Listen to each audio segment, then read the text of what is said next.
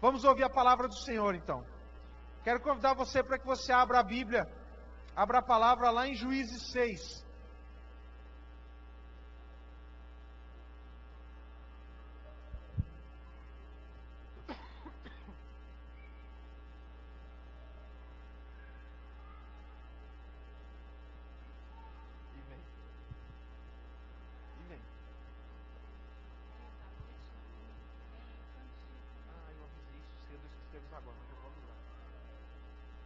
O culto no domingo que vem vai ser culto com as crianças. Não só com as crianças, mas com os professores, né? Mas vai ser dirigido pela equipe infantil. Vai ser uma bênção. Porque pensa, né? O Senhor falou que para a gente herdar o reino, a gente tem que ser como criança. Então nós vamos ter um culto com quem trabalha com as crianças. Vai ser uma bênção. À noite e de manhã também. Juízes 6. Em Juízes 6, fala da opressão que os midianitas estavam fazendo no povo de Israel. Os midianitas estavam oprimindo o povo de Israel. Por quê? O povo de Israel, eles eram um povo de altos e baixos. Eles pecavam, colhiam o fruto do pecado, se arrependiam, o Senhor levantava, salvava e eles andavam. Depois de um certo tempo eles caíam de novo. E foi um bom tempo assim. E nessa época os midianitas estavam em guerra com eles. E por ter vencido várias vezes, eles os oprimiam. E o Senhor levantou um homem, o nosso amigo Gideão. E nós vamos olhar o chamado que Deus fez para Gideão. Nós temos ouvido, o pastor Daniel falou sobre chamado. Na terça-feira no Tadeu ele falou sobre o chamado. Todos nós temos um chamado. Eu quero explicar uma coisa primeiro. Existe diferença entre três coisas que nós achamos às vezes que é a mesma coisa. Você foi criado com um propósito. Deus criou você com um propósito. Essa é a primeira coisa. Ele fez para você um chamado. É a segunda coisa e é diferente. E a terceira coisa é o seu ministério. Você tem então um propósito de criação, um chamado e um ministério, ou mais de um ministério. São três coisas diferentes. Primeira coisa, o seu propósito de criação. Para que é que você foi criado? Para ter intimidade e comunhão com o Senhor. Você foi criado, não foi para capinar o jardim dele, e nem foi criado para ir para o inferno, como eu já ouvi pessoas dizer, não, eu nasci para ir para o inferno mesmo. Mentira, você foi criado para ter intimidade e comunhão com Deus. Segunda coisa, você tem um chamado. Quando você tem intimidade e comunhão com Ele, quando você cumpre o propósito da sua criação, o Senhor te chama, para quê? Para crescer, multiplicar, para fazer discípulos iguais a Ele, consequentemente iguais a você, porque você é igual a Ele. Então essa é a segunda coisa. E o terceiro é o seu ministério. Você tem um ministério específico na igreja. Nós, pastor Milani, tem um ministério muito forte com a libertação. E cada um tem um ministério diferente, o ministério da pregação da palavra. Você é pastor, ou o seu ministério você vai ser líder de célula, você vai ser um ministro de louvor. O Senhor tem um ministério diferente para cada um de nós. Propósito de criação, chamado e ministério. São três coisas diferentes. Nós vamos olhar aqui o chamado que o Senhor fez para o Gideão. Nesse tempo que os midianitas estavam oprimindo o povo de Israel, o Senhor levantou o Gideão com um propósito bem estabelecido. Nós temos que ter clareza do nosso chamado. Nós temos aprendido e ouvido qual é o nosso chamado. Eu creio que quem estava aqui no Tadel na terça-feira pôde ouvir, pôde aprender qual é o seu chamado. Qual é o seu chamado? É fazer discípulos, é servir ao Senhor e fazer discípulos. Esse é o seu chamado. o Senhor tinha um chamado bem específico para o Gideão. Vamos olhar lá no capítulo 6, a partir do versículo 11.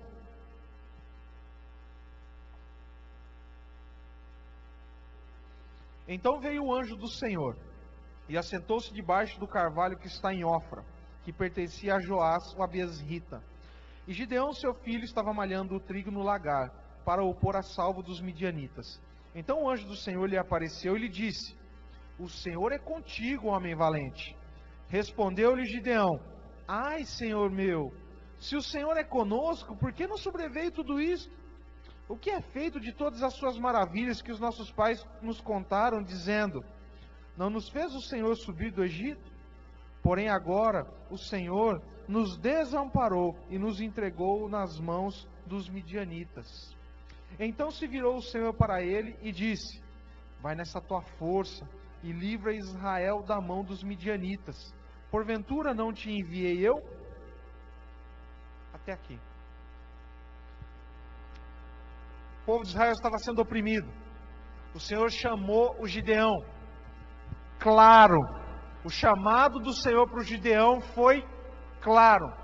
Qual era o chamado que Deus tinha para o Gideão? Libertar o povo de Israel da opressão dos midianitas. Esse era o chamado dele, claro. O Senhor foi bem claro com ele. Uma das coisas que nos atrapalham às vezes é porque nós não temos clareza do nosso chamado. E nós ouvimos na terça, e eu quero repetir de novo aqui. O nosso chamado, ele é bem claro. Nós fomos chamados para frutificar. Em primeiro lugar, crescer na intimidade, na comunhão, e depois dar frutos, frutificar, fazer discípulos iguais ao Senhor Jesus. E consequentemente iguais a nós, porque também nós somos igual a Ele. O nosso chamado é claro.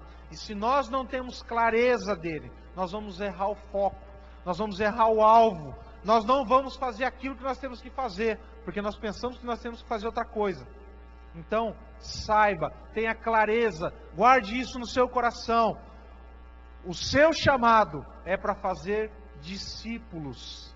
Tenha claro isso na sua vida. Você, em todos os lugares que você for, o Senhor quer te usar para fazer discípulos e para cuidar bem deles, ensiná-los, batizá-los e mostrar com a sua vida o que é ser um discípulo. Tenha bem claro isso na sua vida. O Senhor fez um chamado para o Gideão. O dele era libertar o povo de Israel da mão dos midianitas. É interessante a gente ver na vida do Gideão, ele não era um cara muito corajoso, não. O Gideão era um cara meio medroso. Nesse tempo de opressão, o Gideão estava meio escondido. Olha bem onde ele estava. Ele estava malhando o trigo no lagar. Lagar é lugar de pisar uva, de pisar azeitona para fazer óleo. Pode ser feito essas duas coisas no lagar. Lagar é lugar de pisar uva e pisar azeitona para tirar óleo. E não era a época de trigo. Não era a época dessas duas coisas, mas era a época do trigo, colheita de trigo. E olha onde o Gideão estava, malhando trigo no lagar. O lagar não é para fazer isso, é para ser feito isso na eira. Lá onde malha o trigo, é lá na eira. Então o que o Gideão estava fazendo malhando o trigo no lagar? Estava escondido. Ele estava lá escondido porque se os midianitas viessem, não iam procurar ele lá. Isso nos mostra o quê? Ele não era muito corajoso. Ele era meio medroso. Ele estava escondido ali. Quantas vezes nós somos assim também? O Senhor tem nos chamado e nós nos escondemos para não cumprir o chamado dele. Se nós temos clareza do nosso chamado, nós sabemos para aquilo que o Senhor nos chamou, e se nós não vamos fazer o que Ele nos chamou, talvez nós temos medo. Muitas coisas nos atrapalham de cumprir o chamado que o Senhor tem para nós. O chamado de crescer, de frutificar e fazer discípulos. Eu anotei algumas coisas aqui, que eu acho que no meu coração Deus colocou, que são algumas coisas que mais nos impedem de desempenhar o chamado que Ele tem para nós. E eu quero compartilhar com você. Uma das coisas que nos impede de desempenhar o chamado que o Senhor tem para nós é a desconfiança. Muitas vezes nós desconfiamos daquilo que o Senhor nos diz. A palavra diz que final do Evangelho de Mateus, final do Evangelho de Marcos, tem a grande comissão, e ali no Evangelho Deus fala que eis que estou convosco até a consumação dos séculos. Eis que estou convosco. Você sozinho, você não vai conseguir. Você vai querer convencer pessoas de que elas precisam de salvação, de que elas precisam de Jesus, e por convencimento, você não consegue. Mas se a Bíblia diz que o Senhor está contigo, já não é você, aí já é Ele. É o Espírito que vai te usar, é o Espírito Santo que vai falar por ti, é o Espírito Santo que vai convencer, é Ele que vai fazer a obra. Você só precisa se dispor. Por que muitas vezes a gente não vai? Porque a gente desconfia dessa palavra. Ah, mas será? Será que o Senhor está comigo mesmo? Eu nunca vi Ele, eu nunca vi Ele junto comigo quando eu vou evangelizar ninguém. Será que Ele está comigo mesmo? Todas as vezes que você ouve uma palavra do Senhor, e no seu coração vem essa palavra, será? Você está desconfiando daquilo que a Bíblia te diz. Nós temos que ter certeza, nós temos que crer naquilo que o Senhor nos diz. A palavra é viva, é eficaz, é verdadeira, e ela se cumpre, e o Senhor zela para que ela se cumpra nas nossas vidas. Então eu quero desafiar você a crer na palavra. Quando você abrir a palavra e o Senhor falar contigo com clareza, não duvide, não desconfie, apenas creia e dê o passo de fé, creia, ande, caminhe sobre a palavra. Outra coisa que muitas vezes nos atrapalha de desempenhar o ministério, o chamado que o Senhor tem para nós, não o ministério, é a vergonha. Eu me converti com 18 anos. E eu me lembro quando eu me converti, a gente tinha a nossa rede de relacionamentos, as pessoas com quem a gente andava, as pessoas com quem a gente estava. E quando eu me converti, eu continuava recebendo os convites para fazer aquilo que eu fazia antes. Vamos jogar um baralho à noite, vamos na casa de fulano, vamos jogar truco, vamos jogar cacheta. A gente jogava cacheta valendo dinheiro, fazia isso muito, bebendo cerveja, bebendo bebidas alcoólicas. E as pessoas continuavam me chamando, né? E as pessoas gostariam de ver em mim as atitudes que elas viam antes. E o que acontecia? Quando eu dizia para elas, não, eu não vou, querido, eu não vou jogar baralho, eu não vou jogar truco na casa do fulano, porque eu não quero mais. Minha vida, Deus está mudando a minha vida. Vamos... Eu era usuário de drogas, não sei quem, todos sabem, mas as pessoas me perguntavam, me convidavam, eu falava, não, querido, eu não mexo mais com isso. Eu não bebo mais, eu não faço mais isso, eu não faço mais aquilo. E quantas coisas que eu deixei de fazer pelo Senhor. Aí o que eu ouvia? O crentinho. Lá vai ele, lá vai dar o dinheiro para o pastor. E assim por diante. Quantas coisas que nós que não somos de berço evangélico nós ouvimos.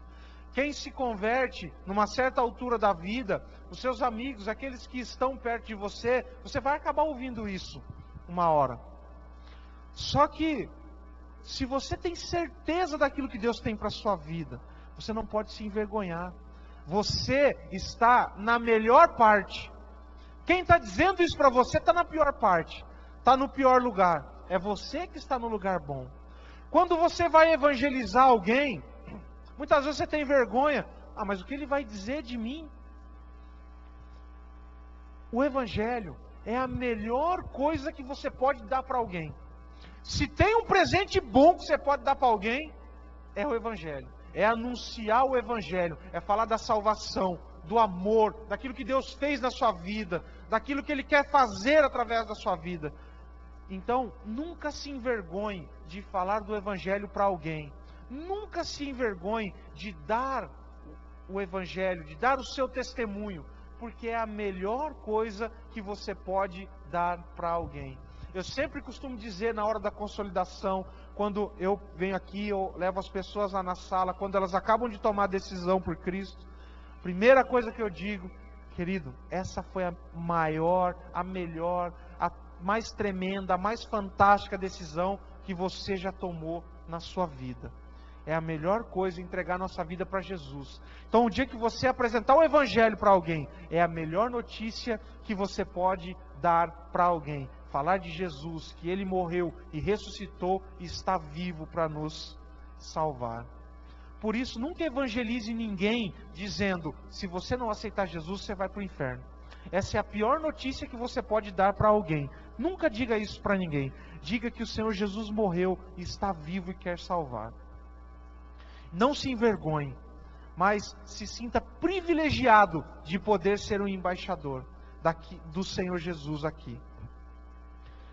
Mas uma coisa que nos atrapalha de desempenhar o nosso chamado é o comodismo.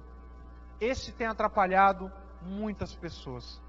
Nós, quando aceitamos a Cristo, Ele começa a operar nas nossas vidas, Ele começa a operar milagres, e você começa a gostar disso.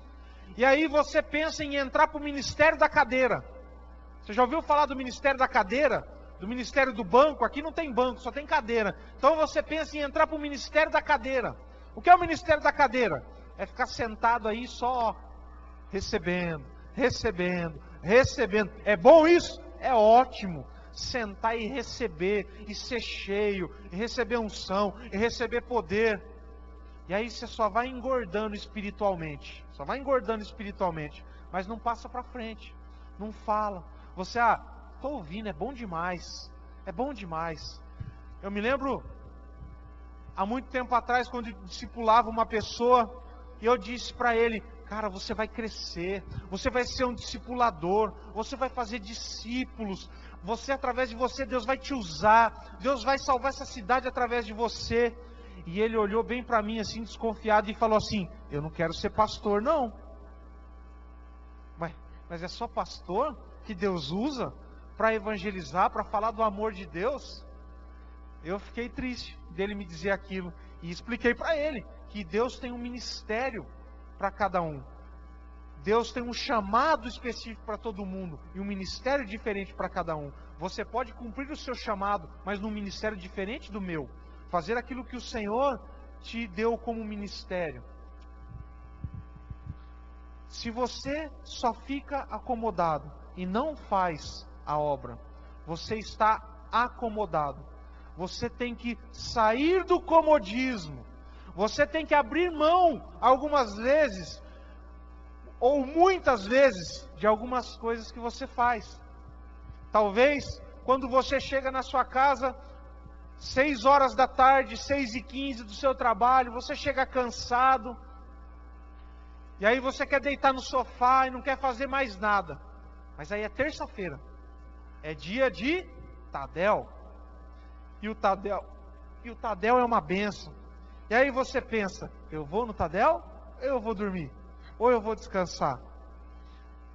Se você estiver acomodado, na sua zona de conforto, sem querer muito compromisso com a igreja, com aqueles que estão sobre a sua vida, liderando, você vai acabar ficando em casa assistindo, sei lá o que você vai assistir esse horário, porque eu nunca estou em casa, eu estou sempre no Tadel.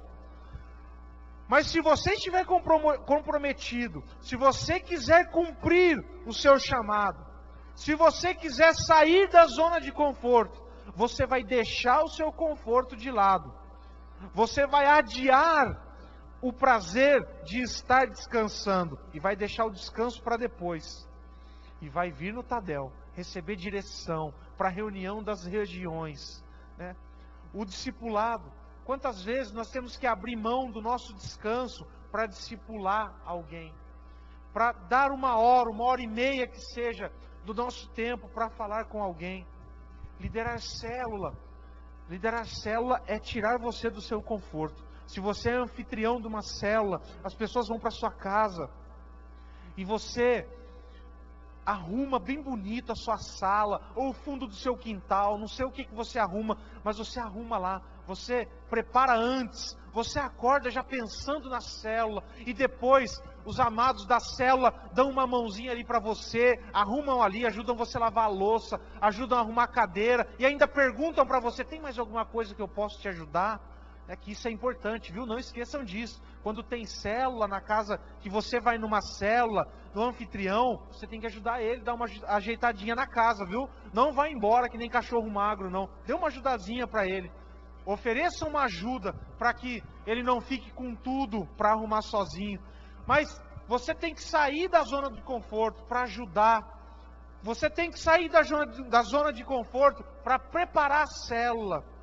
Tudo requer de nós que você abra a mão de alguma coisa para pegar outra, para assumir um compromisso. Então, deixe a zona de conforto, saia do comodismo, não seja acomodado. Aquilo que Deus tem feito na sua vida está bom, mas pode ser melhor. Deus pode te dar mais. Muitas pessoas falam mal, não gostam de cantar essa música. O melhor de Deus está por vir. Eu conheço igrejas que cantam: o melhor de Deus já veio. Não, como é que eles falam? Já está aqui, um negócio assim. Mas eles não querem dizer que o melhor de Deus está por vir. Mas eu creio que o melhor de Deus na minha vida sempre está por vir. O que Ele me deu agora é maravilhoso, é bom, mas eu sei que Ele tem mais. Basta eu me dispor, basta eu querer, eu desejar mais, sair daquilo que Ele tem me dado e ir além, e ir mais alto, e dar mais de mim. Nós somos limitados, muitas vezes, pelos nossos comportamentos. Algumas coisas que nós pensamos de nós mesmos. Quantas vezes o Senhor tem um ministério para você? Ele quer que você seja um líder de célula. Se tem um ministério importante na igreja, é o líder de célula. Você é o embaixador da igreja, do Senhor Jesus, lá na sua casa, no seu bairro. Quando as pessoas falam, as pessoas que ainda não vieram na igreja, mas já vão na célula, quando eles conhecem a fonte de vida, eles conhecem através da sua vida. Opa, a fonte de vida é assim, é do jeito do meu líder de célula. Olha, lá na igreja, se você tem comunhão, se você lidera assim, as pessoas vão ver que a igreja tem comunhão e há amor entre nós. Se você não é assim, elas vão falar: opa, eu nem vou lá, eu vou parar por aqui mesmo. Por quê? Muitas vezes nós pensamos de nós mesmos menos do que aquilo que nós somos.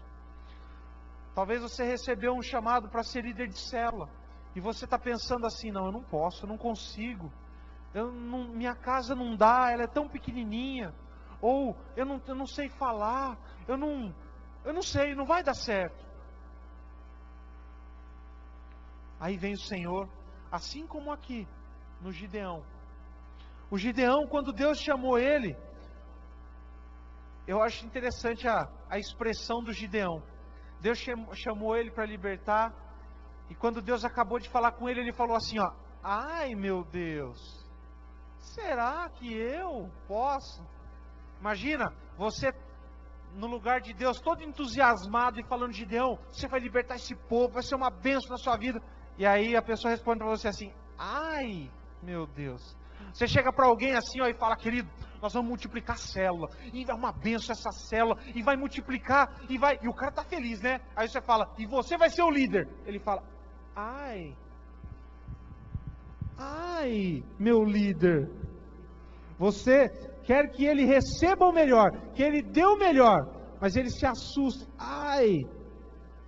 Por quê? Porque ele está pensando menos dele mesmo. Porque se você já disse que é o líder dele, crendo naquilo que a palavra diz dele, você creu, profetizou sobre a vida dele, você é um líder de célula, e vamos multiplicar para a sua casa. Ele pode, é porque você sabe que ele pode. E o Senhor, quando chamou o Gideão aqui, o Gideão teve que ouvir de Deus quem ele realmente era. O Senhor teve que falar com ele. Olha só o que o Senhor disse para ele. Então se virou o Senhor para ele e disse, versículo 14, vai nessa tua força e livra Israel da mão dos midianitas. Porventura não te enviei eu? Aí vem aquilo que ele diz. Ai, meu Senhor, como é que eu vou livrar Israel?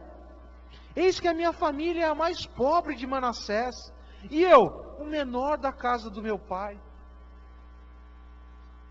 Tornou-lhe o Senhor, já que eu estou contigo, ferirás os midianitas como se fosse um só homem. O Gideão pensava assim, pô, Senhor, eu sou o menor da minha casa, a minha família é a menor, vai procurar outro. Falou, não, é você, varão valoroso, é você que vai fazer isso. Eu acredito que você pode, creia que você pode. Você tem que ouvir aquilo que o Senhor diz que você é. Você tem que ouvir aquilo que a palavra diz que você é.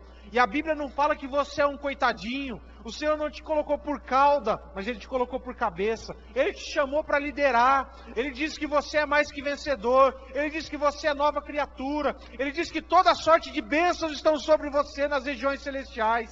Isso é tudo seu. Isso é tudo meu. Ô pastor, por que eu vivo na miséria então? Porque você não tomou posse disso. Creia naquilo que a palavra diz para você. Toda vez que você for em um lugar, que a palavra estiver sendo pregada, creia naquilo que está sendo dito. Creia na palavra de Deus para você. Quando alguém te der uma palavra, receba. Creia no seu coração e usufrua daquilo que Deus falou, que diz que você é. Tenha um compromisso com aquilo que Ele diz que você é. Deus disse para o Gideão, vai nessa tua força, varão valoroso. O Gideão podia ser medroso, mas ele estava trabalhando, ele estava lá, ele tinha arregaçado as mangas e estava lá trabalhando, mesmo com medo, se escondendo, ele estava trabalhando. Na Bíblia, você nunca vai ver Deus chamando ninguém que não faz nada. Você nunca vai ouvir Deus dizer, vai nessa tua preguiça, varão vagabundo. Você nunca vai ouvir Deus dizer isso. Deus sempre vai dizer, vai nessa tua força, varão valoroso, trabalhador, cheio de vida, vai nessa tua força. Se você estiver acomodado, sem querer fazer nada, não, eu não quero, talvez depois eu faço. Deus nunca vai te chamar, Deus nunca vai te dar um ministério. Você sempre tem que estar disposto. A sua oração sempre deve ser, Senhor, eis-me aqui, o que o Senhor tem para mim? Onde o Senhor quer que eu vou? O que o Senhor quer que eu faça? Sempre peça para o Senhor. Diga para Ele que você quer participar da salvação dessa cidade. Que você quer ser usado por Ele. E não fique acomodado. Depois que o Gideão creu naquilo que Deus tinha falado para ele, o versículo 22 diz assim, ó. Viu Gideão que era o anjo do Senhor e disse, ai de mim, Senhor Deus, pois vi o anjo do Senhor face a face. O Gideão teve uma revelação pessoal do Senhor. Só que ele só teve uma revelação e creu naquilo que Deus estava falando com ele, quando ele viu que era o próprio Deus, que aquela experiência que ele tinha tido era com o próprio Deus. Isso que aconteceu aqui foi uma revelação do próprio Deus. Nós chamamos isso de teofania. O que é uma teofania? É uma revelação do próprio Deus. O próprio Deus veio falar com Gideão através de um anjo, diz que é o anjo do Senhor. É o próprio Deus que veio falar com ele, uma manifestação do poder de Deus.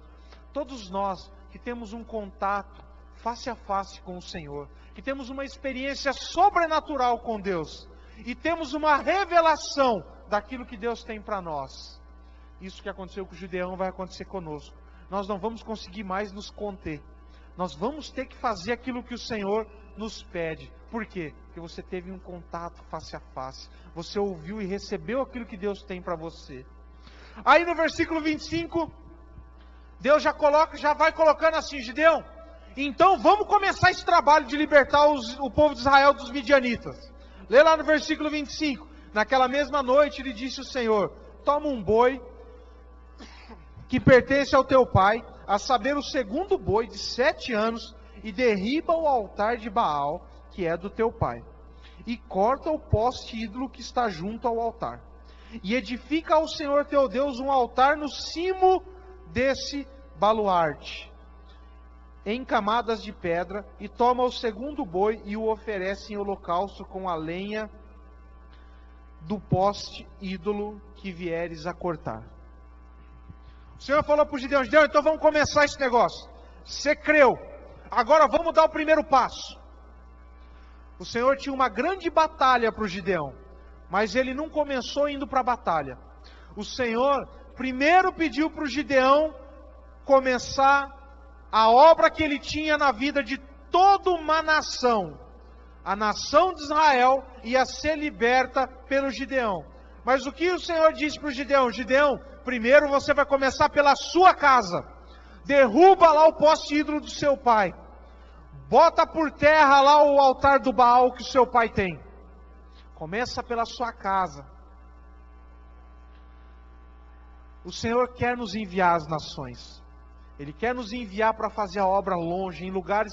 Você vai para lugares que você nunca sonhou ir, pelo Evangelho.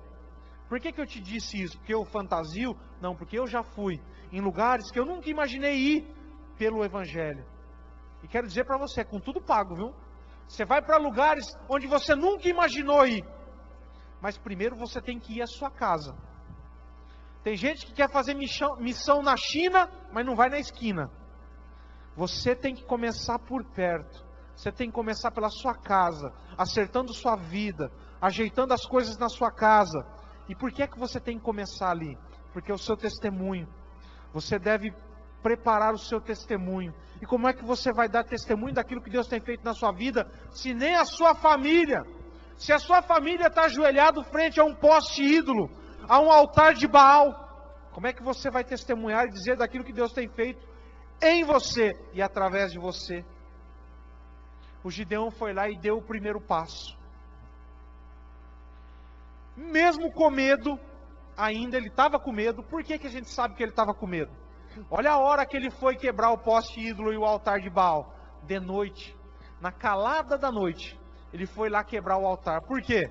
Ele estava meio temeroso ainda. Mas ele foi lá e fez. Ele deu o primeiro passo. E mesmo depois disso, ele ainda não creu muito. Ele estava meio para lá, meio para cá. Aí aconteceu aquela velha historinha que a gente conhece do Gideão, pedindo a prova do Senhor para a vida dele. Senhor, se és tu mesmo, se é o Senhor, se o Senhor quer me usar e quer libertar o povo, eu vou colocar uma buchinha lá no quintal.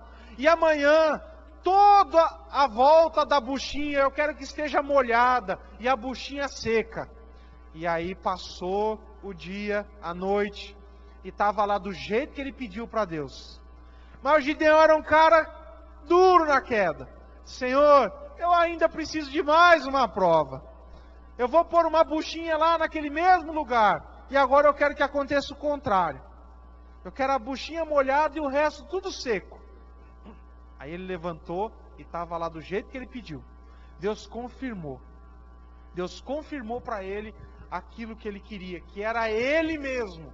Não era o vizinho, não era o mais forte, não era o mais bonito, nem o mais rico, nem o outro. Era ele mesmo que ia libertar. Quantas vezes o Senhor tem confirmado nas nossas vidas?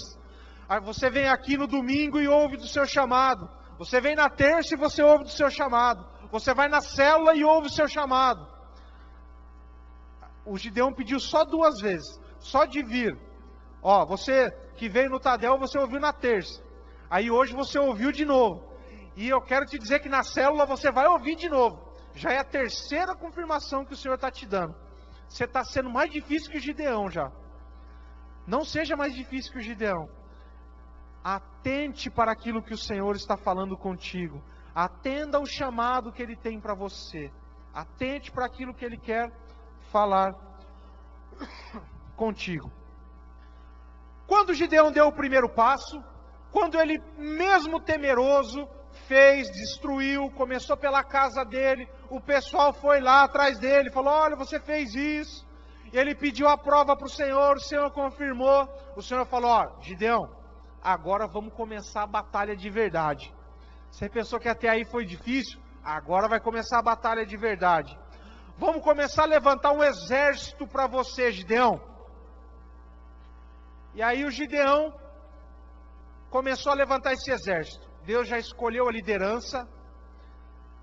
A liderança estava nas mãos do Gideão. E agora ele começou a escolher aqueles que o Gideão ia liderar, para ter êxito naquilo para o que ele foi chamado. Gideão pegou 32 mil pessoas. Imagina um exército de 32 mil pessoas. O Gideão pegou todo esse povo e começaram a sair para a batalha.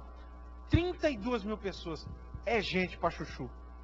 Eu não sei quanto é que tinha os midianitas e os amalequitas. Vamos pôr que eles tivessem uns 20 mil lá. Pô, com 32 mil pessoas ia ficar fácil, né? E aí o Gideão foi. Lá no meio,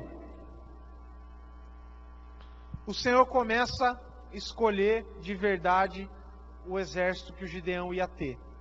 Vai lá no capítulo 7, a partir do versículo 1.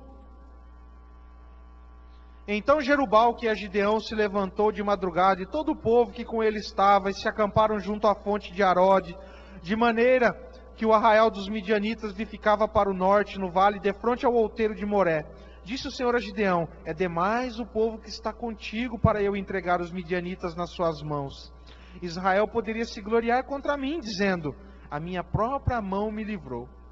Apregou, pois, aos ouvidos do povo, dizendo: quem for tímido e medroso, volte, retire-se da região montanhosa de Gileade.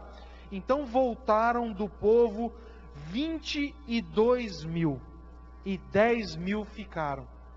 A primeira baixa no exército do Gideão. Ele estava lá com 32 mil pessoas, pensando assim: vai ser mole. Tem 20 mil lá, eu estou com 32 aqui, vai ser mole. Aí vem a palavra do Senhor para ele: Gideão, fala assim, assim, assim. Quando ele falou, ele até pode ter pensado: ninguém vai embora, né? Você acha que alguém vai embora? Quando foi ver, foi 22 mil embora. Ele ficou com 10 mil lá. Que baixa no exército. Aí o Senhor continua. Disse mais o Senhor a Gideão: ainda tem povo demais. Faze-os descer as águas, e ali te os provarei. Aquele de quem eu te disser: este irá contigo, este contigo irá. Porém, todo aquele de quem eu te disser: este não irá contigo, esse não irá. Fez Gideão descer os homens às águas. Então o Senhor lhe disse: todo aquele que lamber a água com a língua, como faz o cão, esse porás à parte, como também a todo aquele que se abaixar de joelhos e beber. Foi o número dos que lamberam, levando a mão à boca, 300 homens. E todo o restante do povo se abaixou de joelhos a beber água. Querido, olha a maneira que o Senhor começou a escolher o povo. Eu, muitas vezes, me surpreendi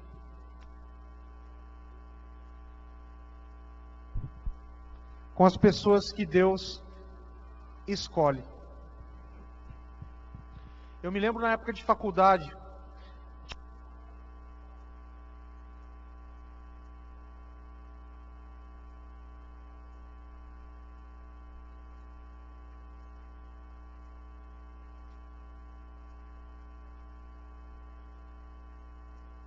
tinha um rapaz na minha sala. Ele tinha uma deficiência. Eu não entendo muito bem, mas se eu me recordo, essa deficiência dele chamava-se lábio palatal. E ele estava estudando na minha sala da faculdade de teologia para ser pastor. E eu ouvia aquele rapaz falar, e eu não entendi uma palavra do que ele dizia. Ele tinha uma dificuldade na dicção muito grande. E eu pensava comigo mesmo: como é que o Senhor vai usar esse rapaz para pregar se eu não entendo uma palavra do que ele diz? Querido, ele tinha um testemunho, ele e a esposa dele, eles tinham um testemunho muito forte. Era muito legal. Eles ganhavam pessoas para Jesus. E eu olhava para eles e falava: Senhor, mas como é que o Senhor vai usar ele para pregar? Como é que o Senhor vai usar ele para testemunhar? Ele não consegue. Na verdade, o problema não era nele, o problema era comigo. né? Eu que não conseguia entender, mas o Senhor sabia o propósito que tinha na vida dele. E eu olhava e pensava: Senhor, como é que o Senhor escolhe ele? Como é que o Senhor escolheu ele? E eu perguntava para Deus: como é que o Senhor vai usar ele? Eu confesso que muitas vezes eu me surpreendi de Deus usando ele, e de Deus usando pessoas que eu achava que ele não ia usar, inclusive para ministrar na minha vida. Quando eu voltei da faculdade de teologia e eu precisei passar pelo encontro com Deus, foi uma luta comigo, irmão. Pensa numa luta. Para eu ir lá no encontro com Deus, eu pensei assim: Senhor, estou eu aqui, estou formado, tenho lá o meu diploma de faculdade. Sabe aquele orgulho? Aquele orgulho que eu já joguei fora em nome de Jesus. E eu falava: Senhor, o que eu vou ouvir essas pessoas que eu conheço há tanto tempo? O que eles vão falar para mim que eu não sei? Como é que o Senhor vai usar a vida deles para eles falar comigo? E o Senhor usou, o Senhor quebrou. Foi bonito ver foi bonito ver o quebrar, mas foi bonito ver o reconstruir também. Foi bonito para quem viu, para mim foi dolorido. Foi duro, foi difícil ser quebrado. Mas o Senhor quebrou e o Senhor construiu de novo. Ele refez do jeito que Ele quis. E Ele usou pessoas que eu nunca achava que Ele ia usar na minha vida. A maneira que Ele escolheu esse exército para o Gideão, eu creio que Ele quer nos mostrar alguma coisa por essa maneira de escolher. Preste bem atenção como é que Ele escolheu. Aquele que se abaixar e levar a boca até a água e lamber como o cachorro faz, esse não vai. Tinha 10.000 pessoas ali. Então quem se abaixou e lambeu a água com a boca não foi. Quem se abaixou e levou a água até a boca também não foi. Apenas quem pegou a água com a mão e levou a água até a boca, esse foi. Qual é a diferença de quem está abaixado bebendo água para quem está bebendo água em pé? Quem está abaixado bebendo água está desguarnecido. Está ali na posição que o Napoleão perdeu a guerra, né? Está lá de perna para cima bebendo água, está totalmente desguarnecido. Não está vigilante. Mas quem leva ali a água, está vigilante. Está bebendo água, está se satisfazendo, mas continua vigilante. Continua atento àquilo que está acontecendo ao seu redor. O Senhor quer falar conosco sobre vigilância. Quando você vai para a guerra, quando você tem um chamado, porque o seu chamado não é para... Você não está aqui a passeio, mas você está aqui numa batalha. Você está na guerra. O seu chamado de fazer discípulos é uma guerra, não é passeio, é uma guerra. Você deve guerrear, você deve ser um guerreiro. E para o guerreiro, a vigilância, estar atento, é muito importante. Então fique atento, seja vigilante, não desguarneça. Nunca pense assim: nessa área eu não tenho mais problema. O dia que você disser isso e pensar isso, o inimigo te dá um tombo naquela área. Ô pastor, está profetizando? Não, estou te alertando. Nunca diga: aqui eu não tenho mais problema. Mas diga: o Senhor tem me sustentado e Ele vai continuar me sustentando. E eu vou continuar vigiando para não cair nessa e em qualquer outra área que o Senhor, que eu tinha ou tive problema. Assim como o Gideão, o Senhor tem um chamado para nós. Ele tem o chamado para nós. Ele tem um ministério para cada um, mas Ele tem um chamado para nós. O chamado de crescer, de frutificar. Quero lembrar de novo 3 coisas. O propósito da sua criação, qual é? Você foi criado para ter intimidade e comunhão com Deus. Você foi criado para ser filho. E quando você é filho, Ele te faz um chamado. Qual é o seu chamado? Crescer, frutificar fazer discípulos das nações em todos os lugares. E você tem um ministério. Aí o ministério, cada um, o Senhor vai falar com cada um. São 3 coisas diferentes. E como nós vimos aqui, tanto na vida do Gideão, quanto na vida daqueles que o Senhor levantou para a guerra, algumas coisas os atrapalhavam e os impediam de fazer esse chamado, de ter êxito no chamado deles, libertar o povo de Israel. Mais à frente, se você continuar lendo, você vai ver que a vitória que Deus deu para o povo de Israel foi grande. Deus exterminou os midianitas, eles bateram em retirada, os que não morreram. Deus deu vitória, com 300 homens, não sei quantos homens tinha o exército dos midianitas, mas como nós falamos, tinha uns 15, 20 mil, não sei. O Gideão foi lá com 300. E pela força e pelo poder do Senhor, porque o Gideão deu o primeiro passo para cumprir o chamado que Deus fez para ele, o Senhor deu vitória para ele e honrou esse homem. Hoje, onde é pregado o Evangelho, o nome do Gideão é lembrado. E o Senhor quer mudar a sua história e fazer assim com você também. A mesma maneira que o Senhor agiu com Gideão, escolhendo ele, porque ele era um homem valente, e profetizando na vida dele, vai nessa tua força, varão valoroso. Ele quer fazer contigo também. Ele quer te colocar em lugar de honra. Ele quer fazer, e Ele quer usar, Ele quer fazer através de você, e usar a sua vida para ganhar multidões, milhares. Você crê nisso? Você crê no seu chamado? Você tem clareza do seu chamado? Então eu quero orar por você.